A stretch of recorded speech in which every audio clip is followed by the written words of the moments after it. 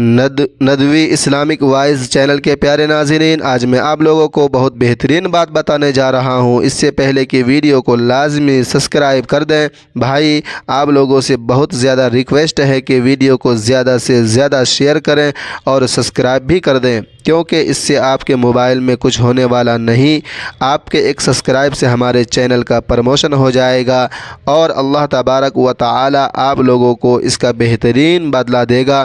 ناظرین، تو ویڈیو کو شروع کرتے ہیں۔ محترم ناظرین، تنگ دستی کا آ جانا بہت جلد دولت مند بننے کی علامت ہے۔ رات کے وقت آندھی کا آنا مصیبت آنے کی علامت ہے۔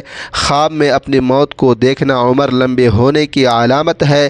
بدن پر چوٹ کا آنا گناہوں کے کم ہو جانے کی نشانی ہے۔ طویل بخار کا ہو جانا اللہ کے راضی ہونے کی علامت ہے۔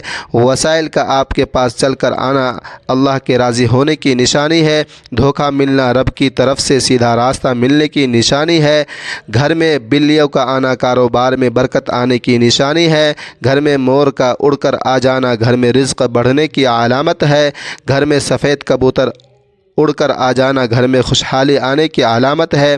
گھر میں لال بیگ زیادہ ہو جائے تو یہ نحوست آنے کی نشانی ہے۔ گھر میں چمگادڑ گھونسلہ بنا لے تو یہ آفتیں آنے کی علامت ہے۔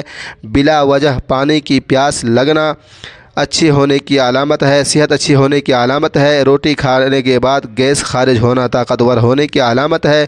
صبح سویرے پیشاب نہ آنا صحت خراب ہونے کی علامت ہے۔ آدھی رات کو شدید بھوک کا لگنا فاقہ آنے کی علامت ہے۔ آدھی رات کو پیاس کا لگنا دولت آنے کی علامت ہے۔ دنیا سے دل لگ جانا اللہ سے دور ہو جانے کی علامت ہے۔ گھر میں بلی کا پاخانہ کر کے پاخانہ کو زمین میں دفن کر دے تو سمجھ جاؤ گھر میں بہت جلد خوشیاں آنے والی ہیں۔ ہنستے وقت آنکھ میں آنسو آنا نرم دل والے کی نشانی ہے۔ اندھیرے سے ڈر لگنا معصوم لوگوں کی ٹھوس علامت ہے۔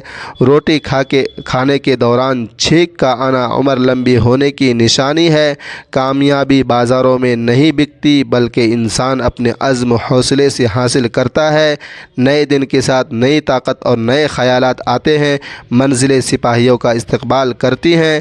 بزدلوں کو راستے کا خوف مار دیتا ہے۔ زندگی مسلسل جد و جہد کا نام ہے، کیونکہ اللہ ہر پرندے کو رزق دیتا ہے مگر اس کے گھونسلے میں نہیں ڈالتا۔ محنت کرنے والا اللہ کا دوست ہے۔ بہترین لقمہ وہی ہے جو اپنی محنت سے حاصل کیا گیا ہو۔